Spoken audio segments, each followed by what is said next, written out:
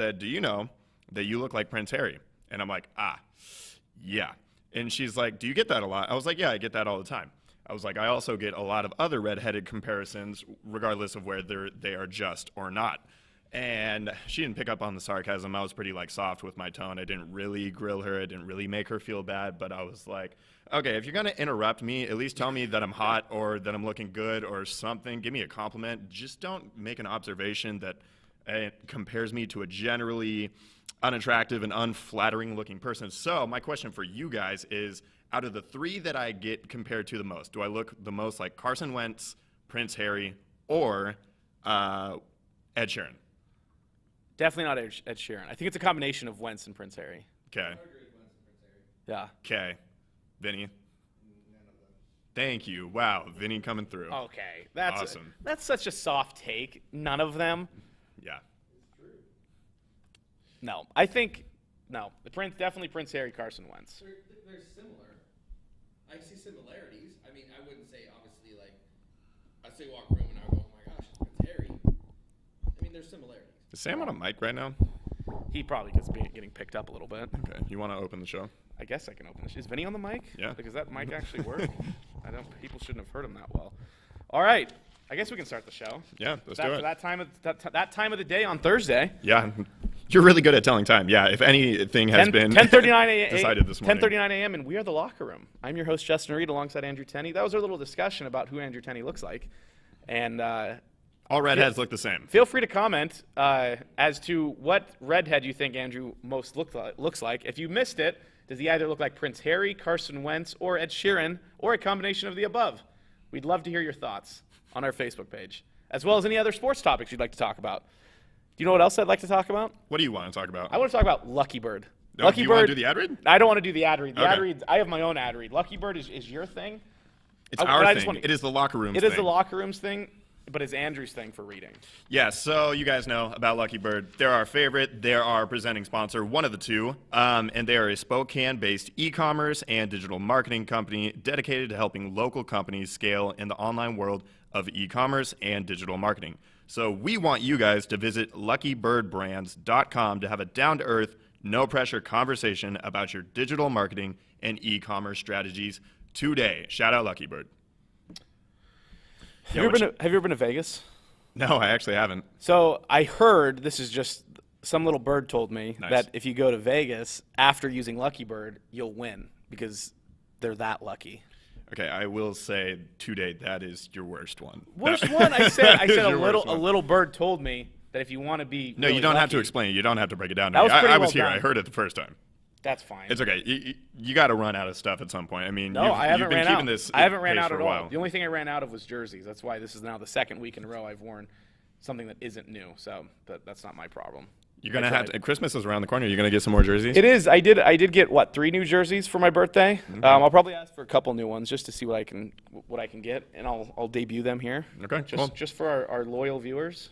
Can't wait to see you in new jerseys. Yeah, you better believe it. Now we have some actual sports talk outside of Lucky Bird, who we love so much, who's an awesome sponsor. Mariners have finally some good news for the first time in a while, outside of the Gold Glove Awards, I guess. But Kyle Lewis won the Rookie of the Year. Our young stud, 26-year-old rookie who dealt with a knee injury coming out of college. He was the Golden Spikes winner, top college baseball player at Mercer, and it was actually Jerry DiPoto's first draft pick was Kyle Lewis in 2016. You don't really think about that just because it's been a long time. You don't really think of DiPoto being in charge that long. But Kyle Lewis was a top baseball player coming out of college. He was the 11th overall pick. Busted up his knee. I think it was his first time actually going against any sort of professional pitching in the minors. But he came back this year after making, I think, 40 plate appearances in the last year. And he ended up blowing up this year. He led the Mariners in home runs with 11, walks with 34, and had an on-base plus slugging of 801, which also led the team. He was second in RBIs, and he led all rookies in runs with 37, total bases with 90, and led the rookies with walks. So that's good news. The first time the Mariners have won a Rookie of the Year award since Ichiro in 2001. And, I mean, could you remind me, did that work out pretty well? Yeah, I think so. I don't want to compare the two because I would not. shouldn't get compared at all. But that is a good start. What was crazy is the Mariners won back-to-back Rookie of the Year awards in 2000 with Kazuhiro Sasaki in 2000, Ichiro in 2001. First Mariner to ever win Rookie of the Year was in 1994, Alvin Davis, which was – so they've won 4 Rookie of the Years, 3 in the last 20 years. That's something. Too bad they still suck. Yeah, I was going to say these aren't really awards that It's more like any me greater just meaning. really trying to talk up the Mariners and like to get myself jazzed about them. And Well, a Rookie of the Year and 2 Golden Gloves from young guys. I mean, is J.P. Crawford a young guy? I know that Evan White is. He's okay. not a rookie, but he came from the Phillies where he was a very promising prospect. I also want to say he's about 26 as well. And so it is kind of – it's funny how baseball works with rookies because technically you'd think Lewis would be a rookie last year because he played 25 games or whatever, but there's like a threshold you have to hit, so he's technically a rookie. I don't get it. But no, I just, it's nice to see the Mariners actually get recognized for something because it's been a long time. We mentioned with the Gold Gloves, it was since Kyle Seager got one in 2014, I think is what it was. You would know better than me. I think is what we said. So hopefully this leads to something. I really want it to lead to anything. I mean, awards are nice and all, but it's been a long time coming for the Mariners to actually make the make the playoffs. Longest active playoff drought in the 4 major professional sports leagues in America. Yeah. That's a real That ballbuster. hurts. Bad. That hurt. Seahawks losing the Super Bowl is the worst pain I've ever felt against the Patriots. The loss to the loss to the Steelers also hurt because I felt like I got cheated out of it. But the Mariners are just it's a slow burn. It's a slow burn that just flares up every spring. Well, it's a slow burn that doesn't amount to anything that either. Never gets healed and never feels any better. Just a perpetual state of pain. This is a good start. This is a good start. My cousin commented, said he deserved winning that award, especially all the injuries he had to go through, and that's true because his knee. He's only had one major injury. He had a major. He shredded his knee, like ACL, MCL, PCL. I mean, the whole thing was gone. But then he had like 4 different setbacks. Like the fact that he only was able to take the field in 2019 after like 3 years of it was like 2 years of rehab, and so that's a good point. That thankfully they were able to actually rebound from that, but. More local sports news. I think we can talk about the Zags kickoff. They don't kick off; they tip off in a couple weeks here. This is just going to be a reminder to everybody that we will have a quick season preview next week as far as the Zags go. Or actually, no, we're going to do it in 2 weeks. We're going to do it in 2 weeks because they tip off on Thursday the 26th. Did I do that right? Yeah, 14 days. Thursday the 26th, we'll have more Zag news for you. They will be tipping off against Kansas that day to tip off their season. And then Auburn on Friday, the day after that. So more Zags news then. Corey Kissport did get named to the preseason All-American list yesterday, which doesn't happen very often, especially for a guy out of the state of Washington who wasn't really a highly touted prospect coming in. But we'll keep an eye on that and see if he can actually live up to those standards. Problem with Kissport is he's a little streaky. If he's hot, he won't miss. Mm-hmm. But he'll go through stretches where it's like, dude, like I know you're a good shooter. Just put the ball in the hoop. So that's one thing I think he has to work on is his consistency. And speaking of college players, the NBA draft also happens next week. Yeah, I know. Are you pretty pumped? You're pretty pumped for the NBA, the next NBA season to kind of I was going to say, yeah, the draft, like, not so much, especially within the first, like, 5 to 10 picks. I don't think it's, like, super exciting. Maybe, like, in that 8 to 14 range really seems like the sweet spot for this year's draft. Obviously, it's not a superstar-heavy, it's not a top-heavy draft by any means. But I do think that there are a lot of good players that can really mount some sustainable careers in the NBA as, like, pivotal role players. But yeah, no, I am super excited. And then, of course, we officially know that the NBA is going to be coming back on December 22nd. We're going to get all those, highly anticipated Christmas game matchups. And considering, before just a week or a week and a half ago, before the developments around the league, started talking about the fact that the NBA was going to propose a start in December, I thought it was going to be like February, or March that they were going to wait until they were able to return. So this is awesome. I'm super excited. For the second time in a calendar year, I will be able to watch the Celtics and the Seahawks at the same time. Yeah, that never happens. Yeah, in September and October, as well as, upcoming this December. So that'll be awesome. I'm super stoked for it to come back. I'm super excited after the draft for the free agency to start. I want to see trades. I want to see mayhem. There are already, rumors and speculation of a couple key players in terms of trade rumors, and you want to talk about a couple of those guys in Cp3 and James Harden? That one's going to be interesting because that has really kind of boiled over the last few days where it's not looking good. If you're a Houston Rockets fan, I'd be a little worried because they just haven't, for two reasons. First off, that offense doesn't fit Westbrook. Him wanting to get out of there isn't surprising at all. Anybody that's been a superstar caliber player that's played alongside James Harden wanting out after a while, yeah, no, shocker. Yeah, or pushing him out, that never happens. It's just, and then, but so that's not that surprising. That's not that surprising that Westbrook wants to leave. He had a terrible year. He just didn't fit at all. But James Harden wants out, it seems like. There's a lot of rumors saying that he's not happy. I shouldn't say he wants out, but he's not happy with the direction of the franchise. See, the last thing that I just read actually said that he was committed to the Rockets for this upcoming season. And so even if it's this upcoming season, if they don't make any moves, is it even going to matter? They have nobody around him. They have no assets. No, not at all. The ownership has no equity with the players. It's a hot mess. I mean, they don't even have a center. They have PJ Tucker, but he wants more money because of the fact that he's been playing a center position, wants to get paid as such. Obviously, they had the trade with the Atlanta Hawks during the season last year to trade Clint Capella and ultimately acquiring Robert Covington from that. But yeah, they're kind of in a tough position. And the thing is, if they do end up trading Westbrook, what are you going to get back for him? He's due north of $40 million for the next 3 years before he's a free agent in what I believe is 2023. And they're probably going to have to incentivize other teams to take Westbrook by throwing in more assets in dealing away Westbrook. And if they are able to deal him to some team like the Knicks, like, what are you getting back? You're not going to get anybody that's going to change the trajectory of your franchise and the outlook, especially in the near term, like the near future. So the Rockets are they got a new head coach. Their owner doesn't exactly have a track record of success, and there are problems with him because, he's a restaurant owner guy. And so, of course, his stock and all of his money took a big hit this year with the pandemic and everything. It's, overall not a great looking situation in Houston right now. Well, they don't have a first or a second round draft pick. They traded them both away. I know. And so, they're in a terrible position as far as what they want to do moving forward. I know Harden said that, but I don't know. If I was in charge of the Rockets, you almost have to tear down. You almost have to trade and just rack up picks. Now, do you rack up picks for this year? Probably not, because, like you said, it's not a very strong draft from top to bottom. There's especially no stars at the top that are just plug and play guys. They're in a spot right now that they can't say like, oh yeah, we're going to trade Harden and Westbrook this year and just roll in first-round draft picks, because there's nobody really worth taking that will amount to anywhere close to either one of those guys. And so they're in this rough spot. If they trade Westbrook, they're going to lose. If they don't trade Westbrook, they have their better chance of winning if they have both of those players. But are they going to do anything? Probably. Will they make the playoffs? Yeah. All right, Daryl Morey just entered the chat because, of course, now with him taking over the basketball operations in Philadelphia, there's a lot of speculation that he's trying to put a trade together to get Harden onto the Sixers, and the exchange would be, I don't know, obviously it's going to be Simmons or Embiid. People debate which one it's going to be.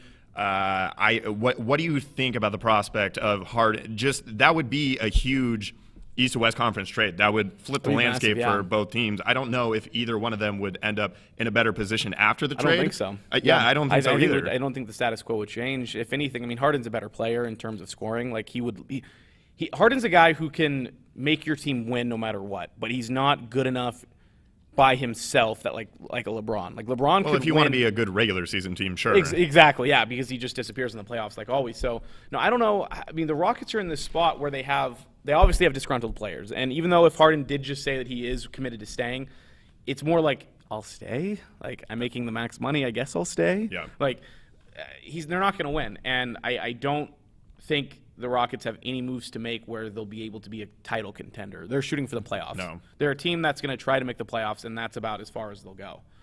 Yep. But it's a rough time to be a Houston Rockets fan, essentially, is what we're saying, because you have two of your star players, one that has already requested a trade, reportedly, and one who, while not requesting a trade, saying he's going to stay, wants out after next year no matter what. Because even though he says, I'm going to stay through it this year, he's gone next year. If he stays, he's gone next year, because they don't have, like you said, they don't have the capital, and they don't have the team around him that's going to make him want to stay. Someone else is going to offer him a max contract, and he's going to say, bye, Houston, thanks. He did the same thing to OKC. He's like, I don't have any allegiance here. there's no reason for me to stay, even though they were really good. If he would have stayed, they could have won a title. Okay, they traded him though. No, I know. Oh, okay. But what I'm saying though is that like. Yeah. Okay. Yeah, I understand your point. So like, he's gonna go where he can win because at this point in his career, he's made money, he's made individual accolades. He just needs to win. So another player similar in that manner who has made the money, who has had accolades, and is in the twilight of their career more so than James Harden is Cp3. And so there was a report that came out this week that the Phoenix Suns are actually the leading candidate as of right now to land Cp3. And so I think that's less than interesting. I think it's interesting just because Phoenix seems kind of like an off-the-radar destination for Chris Paul. I don't ultimately really want to see him there because I don't think that he on that team is really going to propel them into any sort of position in the West to legitimately compete. There's also been talk about how Kawhi has reached out to Chris Paul, and so that the remarriage and the rekindling of the Los Angeles Clippers and Chris Paul could be a possibility. I don't know how that would all end up working out, but I don't really want to see him go to Phoenix because ultimately I don't think anything is going to happen. The West is going to be even stronger than it was last year. You got Golden State coming back. You got to imagine that they're hungry and, they just want to get back at it. They better be. And they want to prove themselves, to a Western Conference that is ultimately outside of the Lakers a lot younger than the Golden State Warriors are now with Steph, KD, and Draymond. Yep. And I don't know. I kind of like the whole CP3 going to Milwaukee just because obviously they're going to be a contender in the East and they have an easier path being in the East to get to the NBA Finals. But I would love to see Chris Paul win a chip. I think he's one of the best point guards that's ever played the game. Yeah. His lack of success in the postseason is always going to hurt him. When we had these conversations and looking Greatest back. Of all time, exactly. Guards, yeah. But yeah, so the other thing is Presti promised him when he got to OKC that if they were going to launch a rebuild, that he was going to deal him because he knows that Chris Paul, time is ticking and he just wants to win and be put on teams that can contend. And so it looks, by all accounts that the Thunder are completely rebuilding. And just scratching that whole system. And why would you not with the litany of picks that they have? And so they also just hired the next man to lead this rebuild. And how badly can we butcher this guy's name? So he was an assistant coach for the Thunder. He was also the head coach for their G League affiliate team. And I'm going to go with Mark Daigneault. I'm going to say the G is silent. And that's the best I got. So, yeah, it's Daigneault.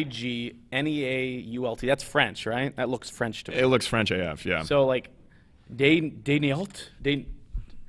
Or, if we just want to completely guess wrong, Daigneault.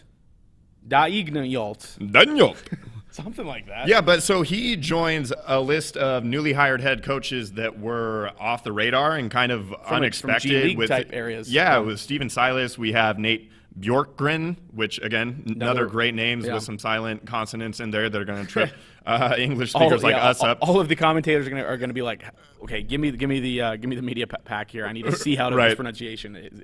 Exactly. And then Steve Nash. So it's been an interesting. That one's really hard too. Yeah, that one's tough. That one's really tough. Darn Canadian. So it's been an interesting offseason coaching carousel and the spots that have been filled in these vacancies. But because Nate McMillan didn't get hired, did he? He got hired as an assistant somewhere. I forget. I just saw something about it this week. I forget off the top of my head. So there's this influx of young guys coming in because you look at the NFL and you get the Sean McVays and that whole coaching tree from Shanahan. Kyle Shanahan was underneath that too, and you have all these new age guys coming in, and that's kind of what's happening in the NBA. Mm-hmm. You're losing the guys like Nate McMillan and. Even PJ Carlissimo was mentioned a little bit as far as maybe being a head coach, and so you just saw Steve Van Gundy get a job, and like Jeff Van Gundy, Stan. Yep. It's S Van Gundy got a job. Van Gundy, SVG. And so you get these old age guys who I think are kind of fading out, and you're getting a guy like Mark D here, nice, who was a G League head coach for 5 years. He won 3 division titles, had 4 playoff appearances, had a .572 winning percentage, which isn't great, but he led his team to the playoffs. But what's interesting about this move, as far as the Thunder go, is he was also an assistant for Billy Donovan at Florida. So he's been under Billy Donovan for a decade, and so he has the same attitude and mindset and style as Billy Donovan had. And so it should be a seamless transition as far as who they have there. Because Oklahoma City, while they are rebuilding, have some decent pieces at this point in time. Are they going to compete for a playoff spot? Probably not.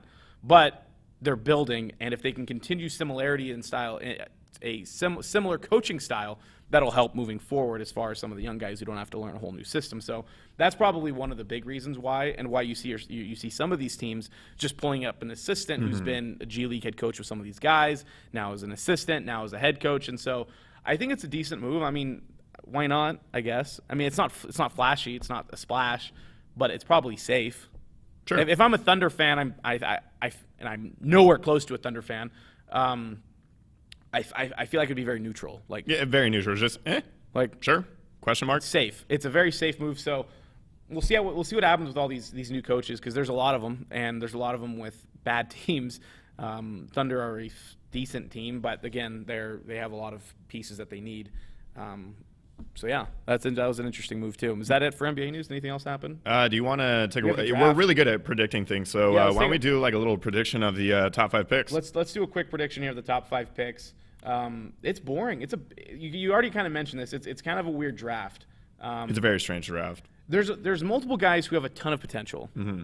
They have really high ceilings, but they also have decently low floors, where they need the right coaching, they need the right situation, the right system. And the problem with, do you know who is set up to be is whoever goes to the Warriors? Whoever Exactly. goes to the Warriors has to be thrilled right now. And the Warriors have the 2nd overall pick, and that sucks for the rest of the NBA, because if they get somebody who can slot in right away, this team's already dangerous without this pick, because everybody's going to be healthy. Well, I think on the flip side of that coin, I think that's why the situation in Golden State, regardless of who ends up going there, I think that's what makes it so appealing for any of these rookies coming into the league, is because of the fact that Golden State does not need this player. There's no pressure. There's no pressure. There's no weight being put on the shoulders of the player that ends up getting drafted. It's a great developmental place, regardless of the fact that they're going to be good this year. Their developmental staff and their coaching is some of the best, if not the best, in the entire league. So, why don't you just rattle off who you think are going to go in the top 5, and then I'll do the same. We'll start off here. So, yeah, the top 5, just to kind of give everybody an idea of what's going on. Minnesota has the first pick. Golden State's at 2nd. The Charlotte Hornets are at 3. The Bulls are at 4, and the Cavaliers are at 5. So I think most people around the NBA, scouts and fans, expect LaMelo Ball to go number 1 overall, and that probably is what's going to happen. The Timberwolves need a ball distributor. D'Angelo Russell isn't that kind of guy. He's more of a scorer first. You put a guy like LaMelo Ball in there who can run the offense and has that vision. Just like, because Lonzo Ball is the exact same way. They're very similar players in this sense. Really good playmakers. They're very good playmakers with very good vision. They can pass the ball. And that is what the Timberwolves need, because they have Karl Anthony Towns down low. They have D'Angelo Russell who can run the 2. And it's, again, he's not going to be a superstar in this league, but he's probably the best choice at number 1 for the Timberwolves. So I think LaMelo Ball goes number 1. Yeah, me too. I also think there's a decent chance that Minnesota trades the pick. I know that they're trying to get a second lottery pick, and so if they do that, I can't imagine that they remain at 1, but they get a couple within the top, whatever it is, 14. Yep. But yeah, I would say LaMelo is probably the safest bet. After that, I hope that James Wiseman is the one that ends up in that situation that we already alluded to in Golden State. He's the best fit for them, because they already have a 1, 2, 3, and a 4. I mean, they need a big guy, and Wiseman is the best choice at 7-1. I mean, he's the biggest guy in the draft. And then I'm gonna say Onyeka Okongwu is gonna end up in Charlotte. I mean, Anthony Edwards, you could put him in there as well. Charlotte, out of everything that they might need, their backcourt isn't exactly it. Obviously, you could upgrade from Rozier, but the development of Devontae Graham was pretty incredible, honestly, for them last year. So to get a good center power forward presence, I think would be a good thing for them. Who did you have going third? One thing that's interesting, real quick, to go back to James Wiseman. So they do these physical comps on ESPN. Coming out of the draft, James Wiseman and Steven Adams are like exactly the same size. And it took Steven Adams a little bit to get big and to get used to his body. Which is crazy to think, because I feel like Adams is so much sturdier of a build. He must have been smaller when he came in, because I don't remember him. I think he was, and he had the short hair, and he looked, he was a little funky. He looked cleaned up. So that one's really interesting. If that's how that plays out for the Warriors, obviously Wiseman I don't think has the body structure to become that bulky as Steven Adams, but that would be huge for them, because Steven Adams is is a good player. The other one, Chris Levert, was LaMelo's comp. That would also work out fine. But yeah, so for 3, like you said, Edwards is what most people talk about as being the most talented guy in this draft as far as the highest ceiling. But a lot of people have talked about how he would fit in Charlotte and what Charlotte needs. So I mean, Edwards or I have no idea. You said it. However you say his name, Onyeka Okongwu. That's pretty close. Ish. I think so. I think it's right off of the spelling. Probably is a safe bet, Edwards or him. His comp is Adebayo. And so that when they came out of college, it's actually kind of crazy. Some of these physical comps, how exact they are. So, but that's just what they are. They're physical comps. They are physical comps, and it's a good start because if you have the ability to grow into that body, then that's great. But again, this is where the draft's kind of getting questionable because there's guys like Anthony Edwards. I think 3-4 could swap. I think Edwards could go 3. Yeah. He could also go 4, and so I'll put him at 3 or 4. I'll put both of these guys at 3 or 4. Right, and who knows if any of these teams are going to stay at those picks. I know like a couple of teams that are further back in the draft. I know the Celtics specifically are trying to put packages together to trade up. So who knows what it's actually going to look like. There could be a lot of mayhem and chaos, which would actually make it a lot more entertaining because if it were to just go off of who we think are the best prospects, which is really not saying much, and there isn't really like a very tiered system here with the players, it would make for a lot more entertaining of a draft, in my opinion. But yeah, I would say that Anthony Edwards ends up in Chicago. I could also see if LaMelo Ball happens to fall to the spot, I could see him falling to Chicago. And then I'm going to say just because of the situation in Cleveland, because they have Colin Sexton and they have Darius Garland, they can't grab another guard. Yeah. So I'm going to say that they go with Obi Toppin just because at his size and his physical gifts, he's got offense that they so desperately need. But obviously, he's kind of a trash defender. Not that it really matters. It's Cleveland. Who cares? They're not going to do anything. But yeah, that would round out my. I'm sure I'm going to be right on the nose. I'm actually going to go at 5. I'm going to go Denny Avdija. Yes. Yeah. He's the Israelite from, or he's 19. He's almost 20 actually. But the cool thing about international prospects is they're usually the most NBA ready because of the fact that they have pro ball under their belt for years up to this point. So I just feel like you said, I also don't think Halliburton gets taken at 5 for the Cavs, and so they need a guy who's at least a 3 or bigger. And both, who did you say? Oh yeah, Obi Toppin. Both Obi Toppin and Denny from Israel is what would fit that spot perfectly. And so I also agree. I don't think they're going to take Halliburton at this spot because of the fact that the Cavs do already have 2 lottery guards from the last 2 years. And if you take another one, you're essentially saying, well, one of these guys isn't very good. We're just not going to say which one of these first 2 guys. Which could be true. Which could be 100% true. But I'm just going to go with Denny from Israel for now. Okay. That's how I'm going to say who he is from now on. Forever. Literally, if we ever talk about him in highlights, Denny from Israel. Okay. Awesome. Or Israel's Denny. Israel's Denny. I actually kind of like that one better. That one's pretty good too. So before we end up moving on to the NFL stuff, though, I just want to say, because Danny Ainge, I know that you're listening to this podcast, as you should. Celtics. Yeah, one of our most loyal listeners, and we appreciate you, Danny. I want, with the 3 picks, I don't know if we're actually going to end up with those 3 picks because I know that you're trying to make some deals, and whether that ends up being current players or just moving up and down in the draft. I would like either R.J. Hampton or Tyrell Terry. I don't care which one. I want a playmaking guard that can come off the bench because Kemba is Kemba, and he's a problem in the playoffs. If you go with Tyrell Terry, I would love some additional scoring and just like a natural shooter coming off of the bench. That would be great because Carson Edwards is awful, a joke, really a missed pick there. And Brad Wanamaker, man, he played okay in the playoffs, but it just hurts watching him throughout the entirety of the season. And he's just too old. That's a young squad. We got to bounce the old guys out. But some young blood in there. That's right. So, yeah, if you could do one of those 2 things, that would be much appreciated by the likes of me. And, how do you become a Celtics fan again? Just because? We don't have time for this story. Real quick. Because the first season that I got into the NBA, I didn't know anything about the NBA, and they were the worst team in the East that year. I think they had the second worst record overall, and all I knew was the prestige of the Boston Celtics. That's what I knew. Okay, I knew fair the enough. Lakers and the Celtics, Yeah. and I was like, you know what? I kind of pity these guys. Yep. Also, I love the greens, and I was like, They hey, have nice colors. I'm pasty as hell, and I have red hair, so why don't I lean into my little stereotype that I'll grow into? Irish. And so what happened the very following year, they made the trade for Ray Allen, and they got Kevin Garnett. That worked out well. And then they won the championship, and I was like, I'm going to ride this shit out, especially considering that the Sonics left. They left. So It was good timing. When they were also I had the green. receipts, though. When I was in 8th grade, I am sporting Celtics gear. So Okay, this fair has enough. been a long thing. So, real quick, too. So, my Manchester City fandom happened before they became really good because now they're really, really good and they spend like Right. $2 billion a year on their players. But I picked them before they were really good, but now they're owned by Saudi oil kings. And people like to frown at that because I guess they commit like human rights violations, but we just all look the other way. Nice. I guess what happens, especially in international soccer, because there's a lot of oil kings that own teams. And everyone's like, thanks for making us good. Yeah. But yeah, I'm right there with you. We have the same similarities. You know, I looked at them because of their nice blue colors, Yeah. sky blue. And Color so- things, man. Color is important. Thankfully, with the Seattle teams, actually, and all the teams that I really like, the Sounders have nice colors, the Seahawks have nice colors, the Mariners have really good colors, and the Zags have really, really good colors. So, and the Kraken also.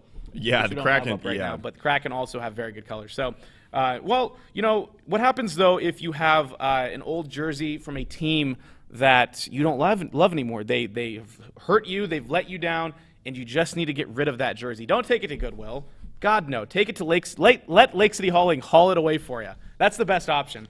Any jerseys, any sports memorabilia that you need to get rid of, let Lake City Hauling haul it away for you. Or are you working on a home remodeling or cleanup project? Because Lake City Hauling can also help there as well.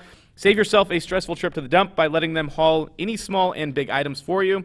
They will haul it all. They take all of your unwanted trash, branches, waste, furniture, appliances, and anything else that you want to be taken to the dump from your external location. They offer same-day pickup, and check out their 5-star rating on Google and see why customers continue to come back to utilize Lake City Hauling. They offer junk removal, dumpster rentals, and demolition in the Kootenai County, Spokane area. If you are outside of those areas, feel free to give them a call at 208-425-4130 to check out their rates. And make sure you keep them in mind for your next demolition or cleanup project. And their website that you just saw is lakecityhauling.com. I don't want you to dwell on this because we're already pressed for time, but Tiger Woods at the Masters right now, 4 under. Really? Yeah.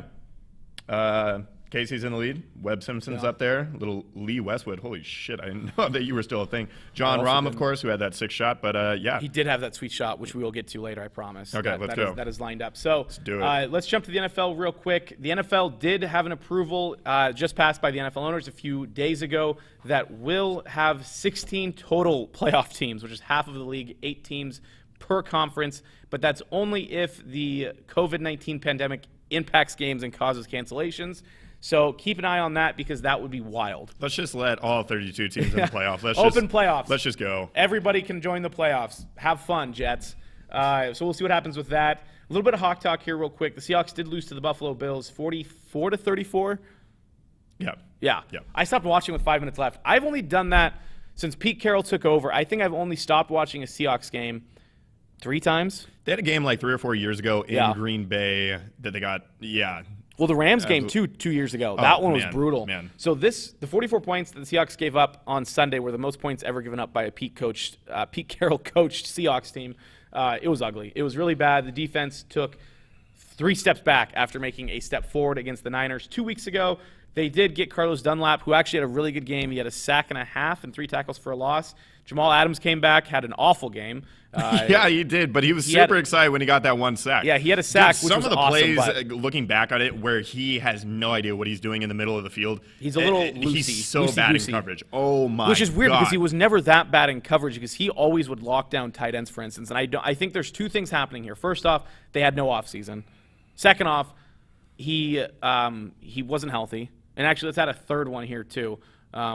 He's just not used to this play style. You know, he came from a Greg Williams coach defense where he blitzed probably at least a quarter of his snaps, which is fine and dandy.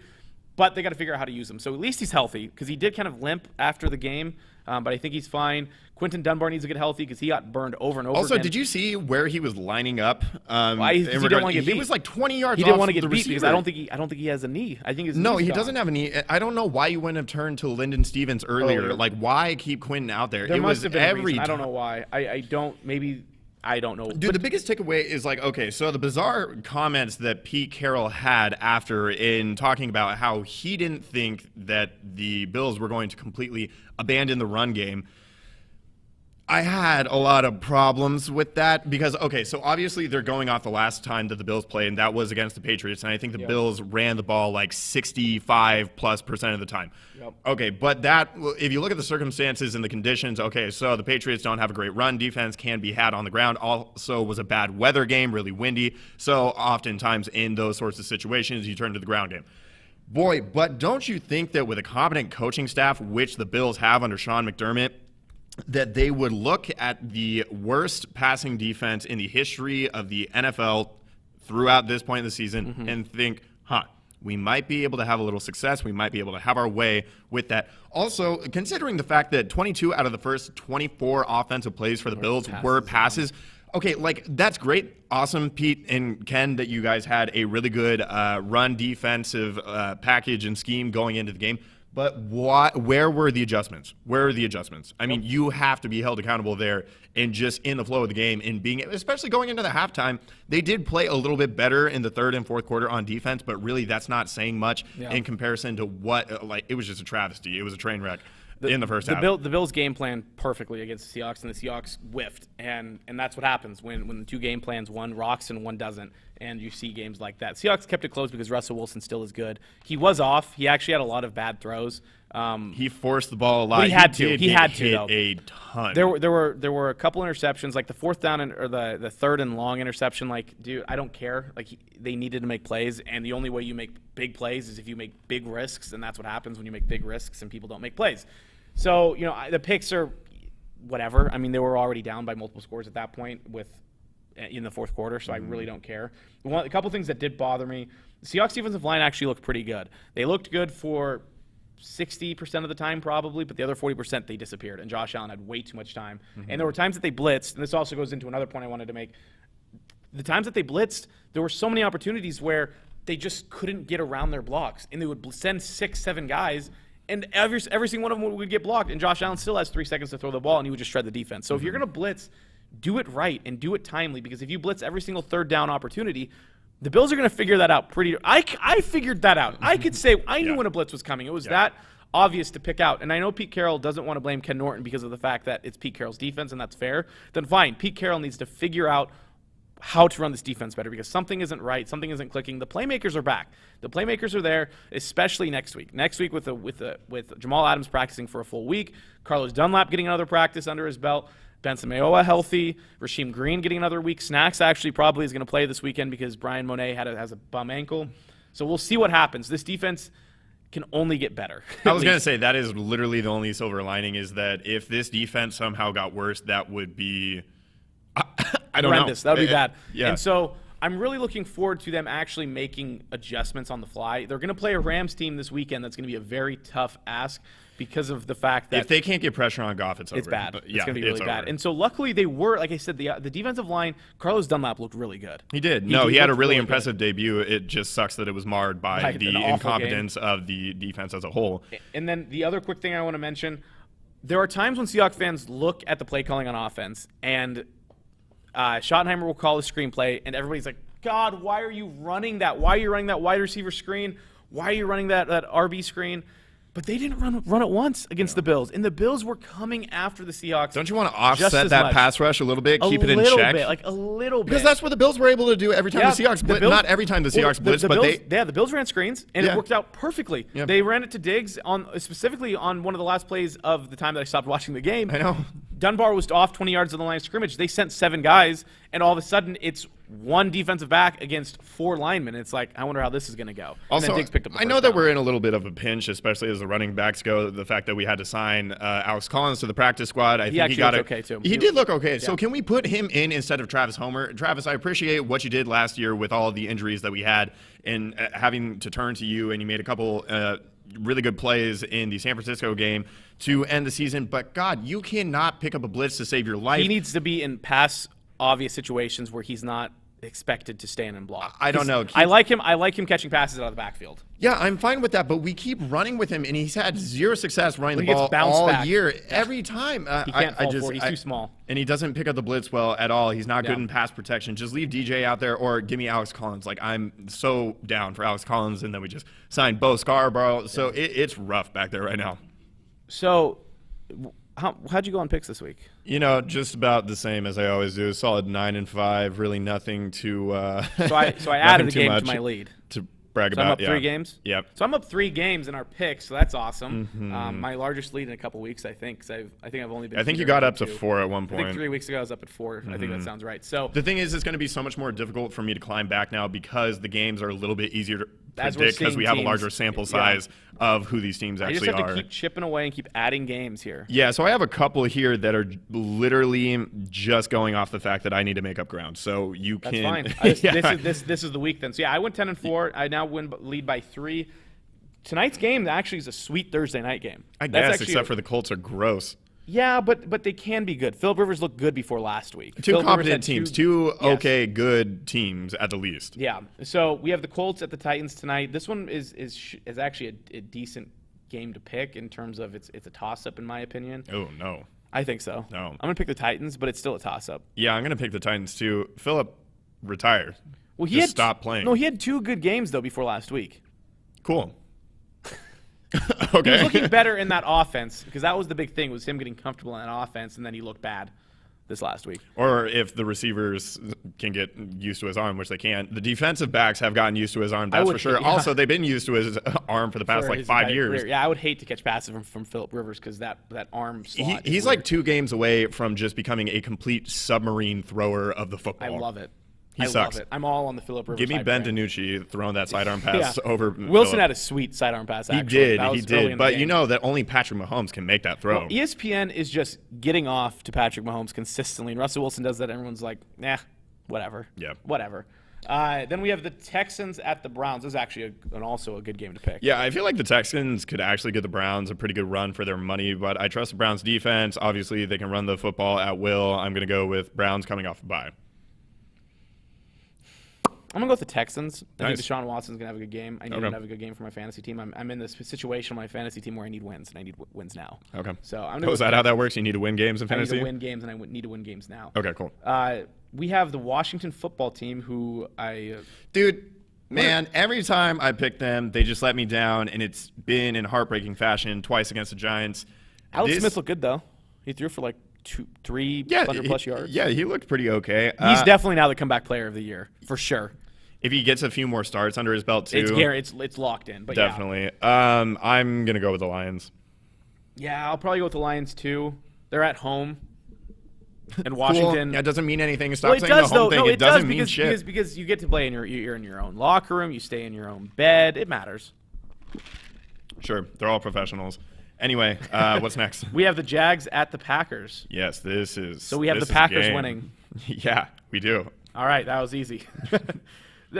I miss Gardner Minshew. I miss Minshew Mania. I do too, but hats off for Jake Luton. Had a 6-spin move on his way to the end zone. He played well, man. If the Jags just keep doing this thing where they get quarterbacks in the 6th round and then they play well, then they can trade these guys off to other teams that need good backups or just starters at the time. Foles trade work. And then they could just slowly stack up some draft capital, get some With 5th round picks instead really. of 6th rounds. There Yeah, it'd be good. We're building for the great. future now. Then we have the NFC East battle for the division at this point in the year. Yeah. We have the Eagles at the Giants. All right, this is where my negligence is going to come into play. I'm going to pick the Oh, Giants for no good reason. Yeah. Oh, boy. I think Danny Dimes is sick of everybody making not fun a of him for chance. putting the ball in the other team's hands have a like good 6 defensive times line, a game. though. He's really fast. I think he's going to have a Eagles have a breakout good run. defensive line. Yeah, no, it's going to be bad. Oh, Eagles are going to win, but I'm going to no. pick the Giants just in case because boy. any given Sunday. No, the Eagles are going to win this one for sure. Any given Sunday might work for some of these other games. Tampa at Carolina. I don't know what to think about the Bucs anymore.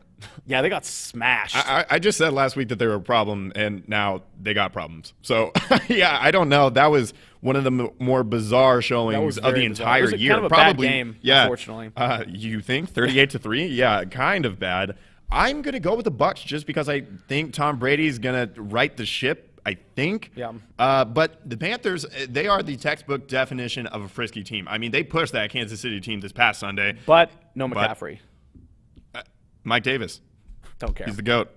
I do miss me some Mike Davis. I liked him. Yeah, on I feel Hawks. bad for McCaffrey, too. Of course, he gets paid, and then he has all these injuries, which he's never really had in his career. But, like, I don't know. They're kind of freak injuries, too, because of the way he got tackled on that shoulder. Like, yeah, that looked like it hurt pretty bad. Yeah. But, yeah, I'm going to go with the Bucs. Yeah, I'm going to go with the Bucs, too. Broncos at the Raiders. All right. Well, so I didn't pick the Raiders last week, and we know how that went in typical Chargers fashion. Yeah, they charged it. But I'm going to go with the Raiders. Yeah, Raiders will win this football game. Broncos have looked okay, though. They have. Drew Lock yeah. has looked okay. He's a really good second-half quarterback. His stats in the second half compared to the first are incredible.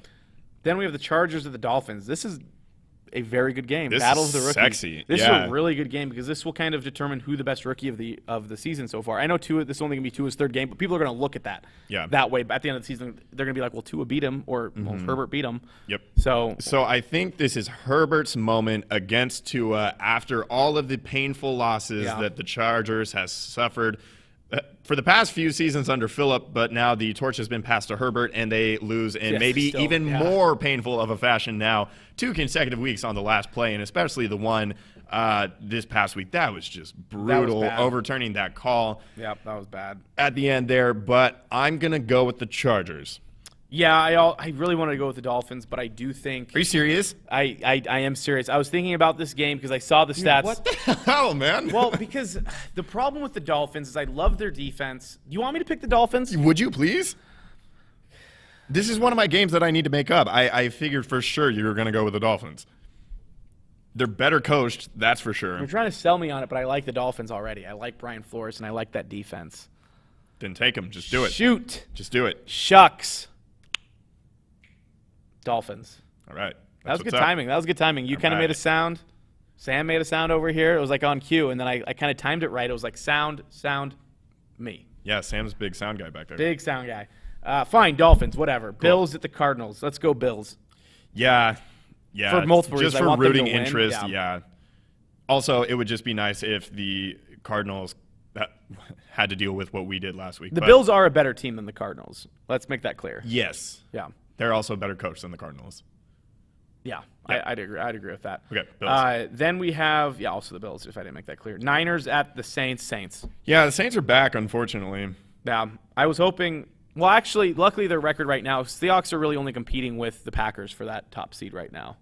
I mean, the Saints have They have the same record. Seed. Right, they have the same record. They're both, they all have 2 losses. Correct. But in my mind, because of the fact that the Packers play in a worse division, I think there's a couple losses still in the pipeline for the Saints, even though they've already played the Bucs twice. Boy. But I think the Saints will win this game. Yeah. And hopefully they do. The Niners can suck it.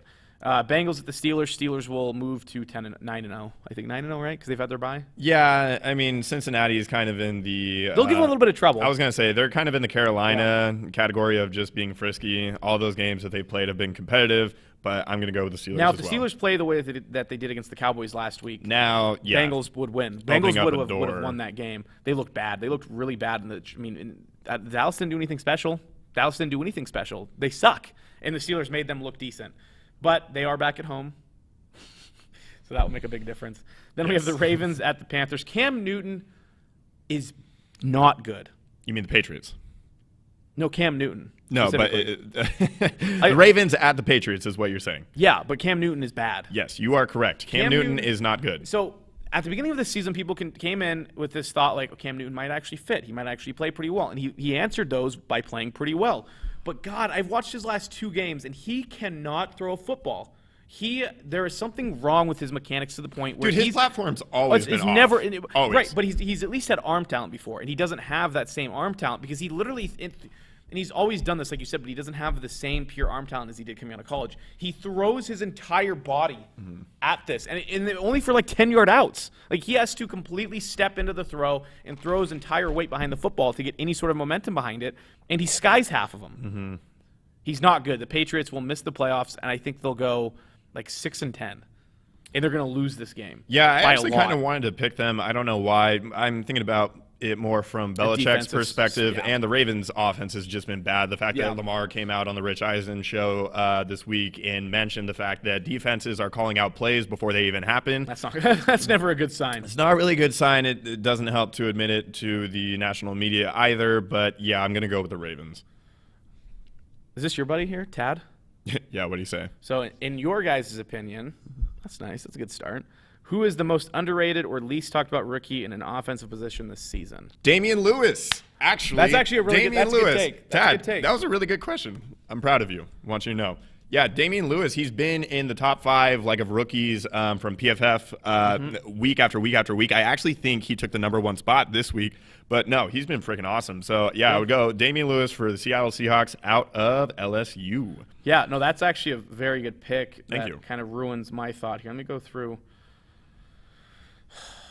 Yes, You know who please. hasn't been talked about much is Justin Jefferson of the Vikings. It's true.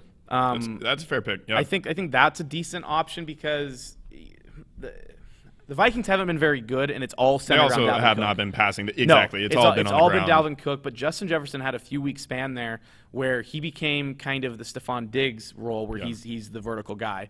And he had a lot of good weeks. So I would say just based off of my initial thought, Justin Jefferson's probably my pick there.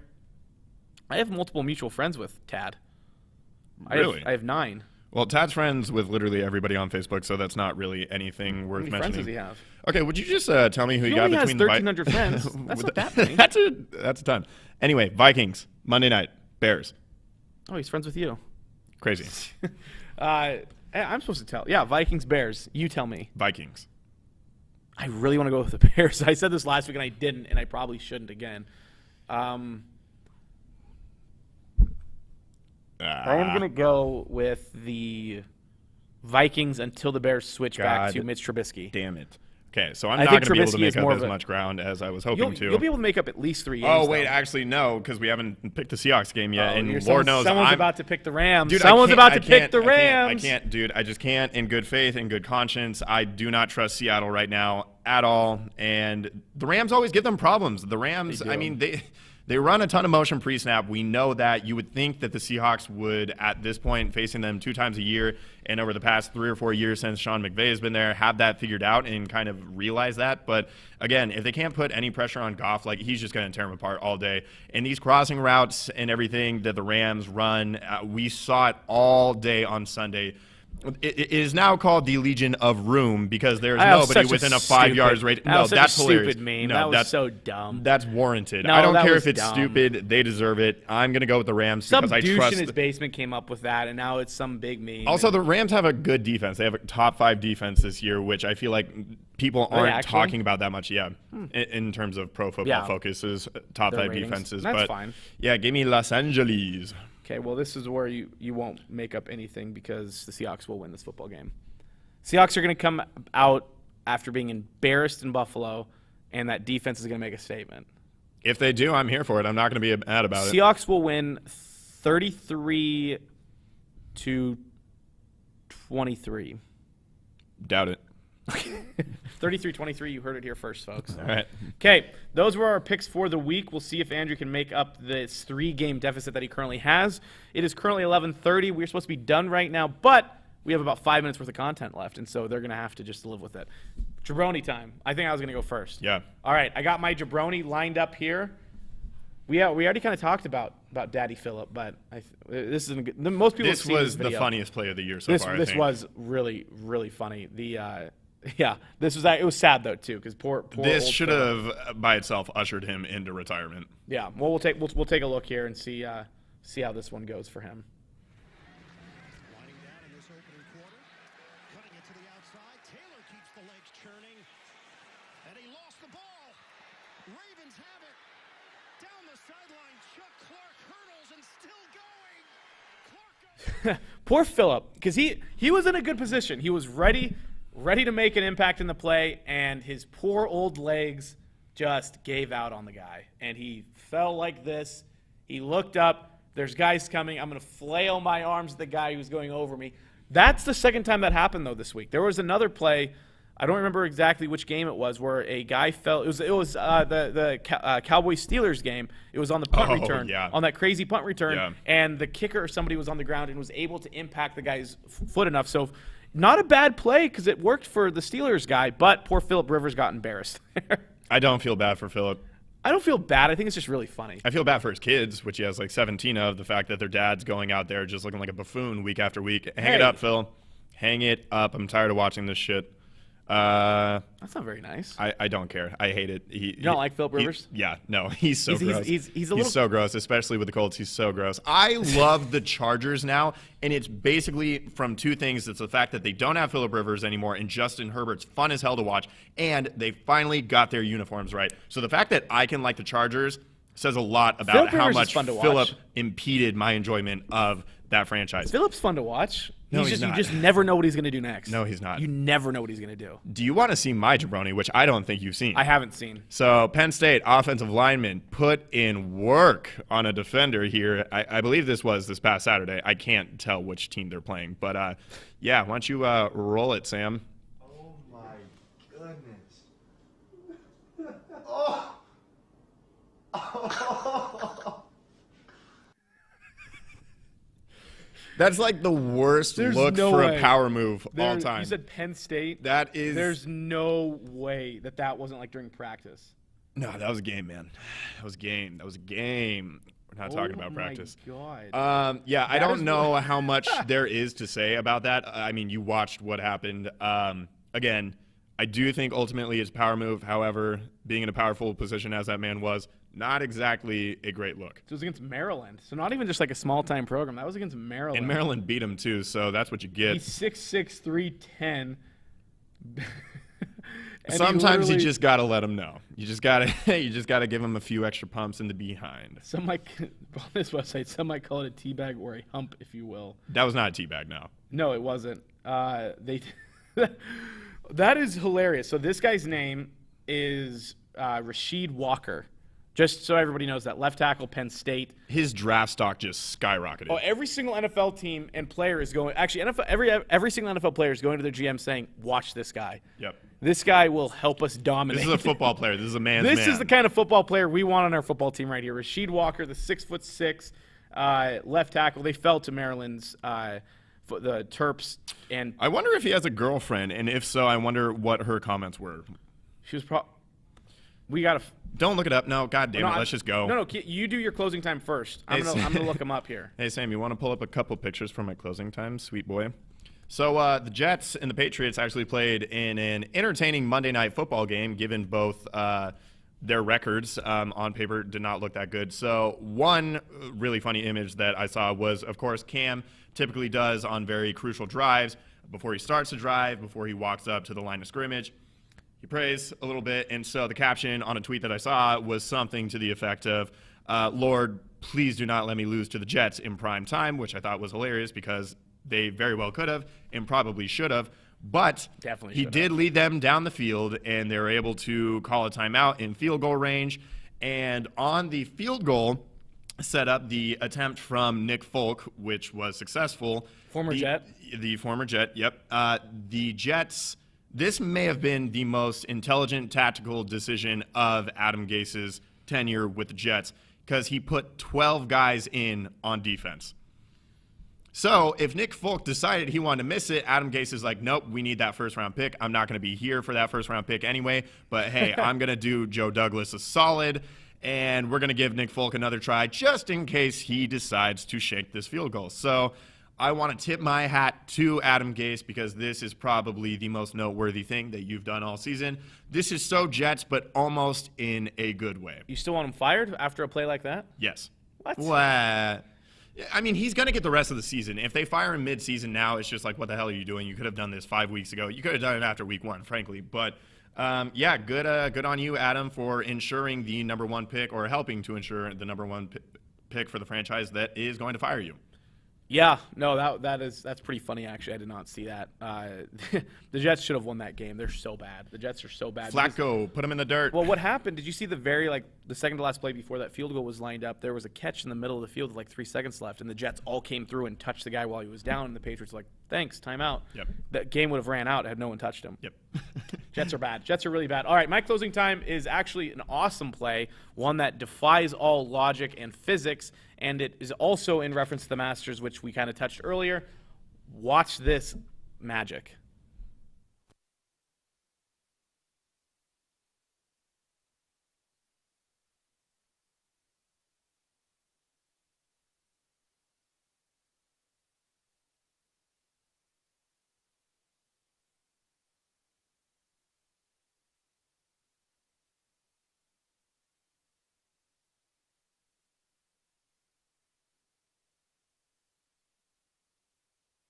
The first time I ever hit a golf ball on a course, I absolutely shanked it right into the lake at Wandamere. Now, that ball didn't skip once.